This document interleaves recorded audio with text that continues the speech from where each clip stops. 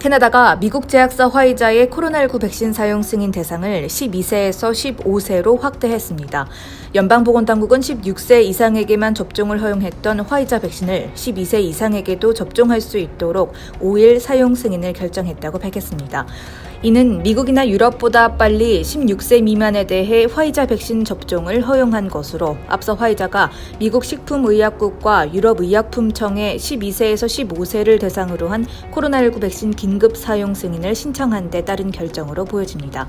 발표에 따르면 12세 이상 아이들에게 화이자 백신을 허용한 나라는 캐나다가 처음입니다.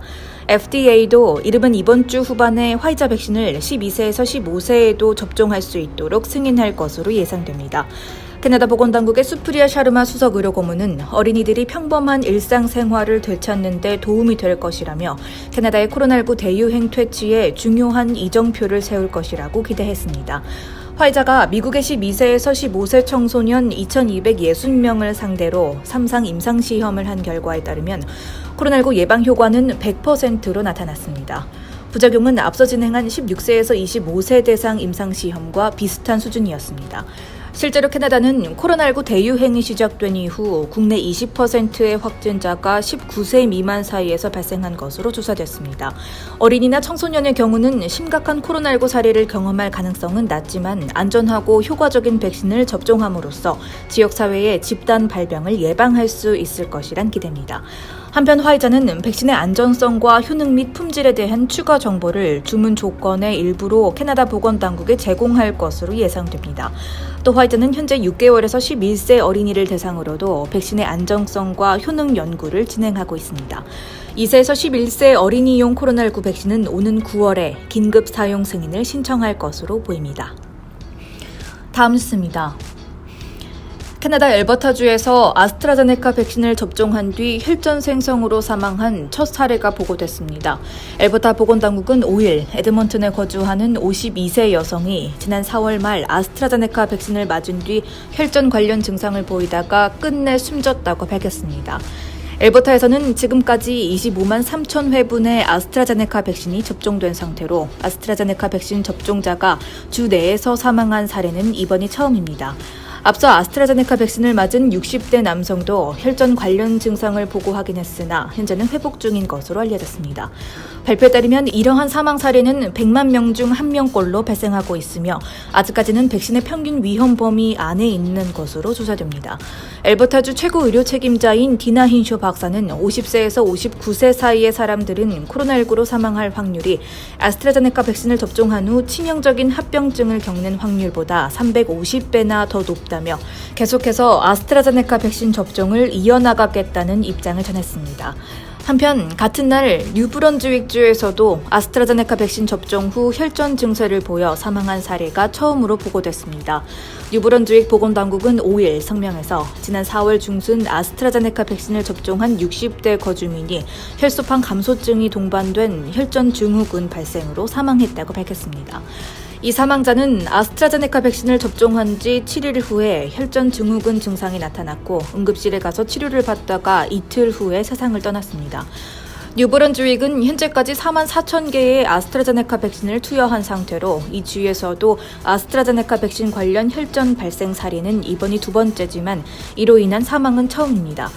캐나다에서는 이로써 아스트라제네카 백신을 맞고 희귀 혈전 증상을 보여 숨진 사망자가 총 3명으로 늘어났습니다. 정부에 따르면 지난달 27일 퀘벡주에서도 아스트라제네카 백신을 접종한 54세 여성이 희귀 혈전 발생으로 사망한 바 있습니다. 다음 소식입니다. 반년 사이에 복권에 2번 연속 당첨된 운 좋은 부부가 있어 화제입니다. 4일 BC 복권공사는 코키틀람에 거주하는 레이질 판가니반 씨와 에드가 에브레오 씨 부부가 즉석 복권 1등에 당첨돼 67만 5천 달러의 당첨금을 받게 됐다고 전했습니다.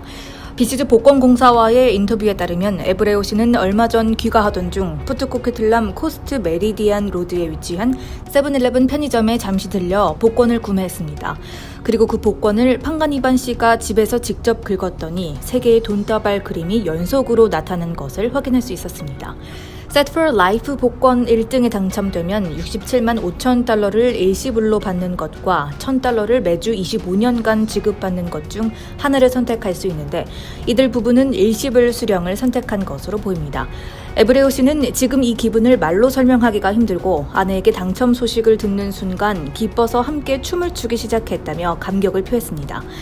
이들에게 일생 한 번 있을까 말까 한 행운이 찾아온 것은 이번이 처음이 아니었는데 불과 반년 전인 지난해 9월 26일 발표된 649 복권 당첨으로 50만 달러의 당첨금을 받은 적이 있습니다.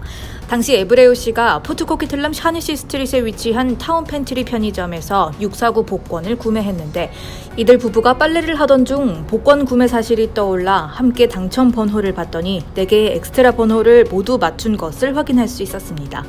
이들 부부는 반년 사이에 받게 된 약 117만 달러의 당첨금을 모기지 대출을 갚고 팬데믹이 끝난 후 딸과 함께 하와이 여행을 떠날 계획이라고 전했습니다. 다음 뉴스입니다. 메트로 밴쿠버에서 총격 사건이 연이어 발생해 시민들의 불안감이 고조되고 있습니다.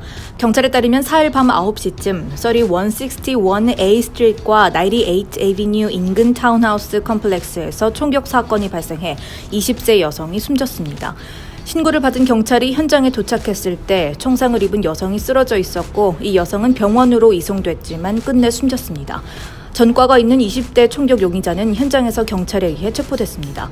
경찰에 따르면 이번 총격 사건은 최근 메트로 밴쿠버에서 진행 중인 갱단 세력 다툼과는 관련이 없는 것으로 보이며 자세한 정황에 대해서는 조사 중입니다. 이번 사건은 지난 금요일 이후 메트로 밴쿠버에서 발생한 5번째 총격 사건이었습니다.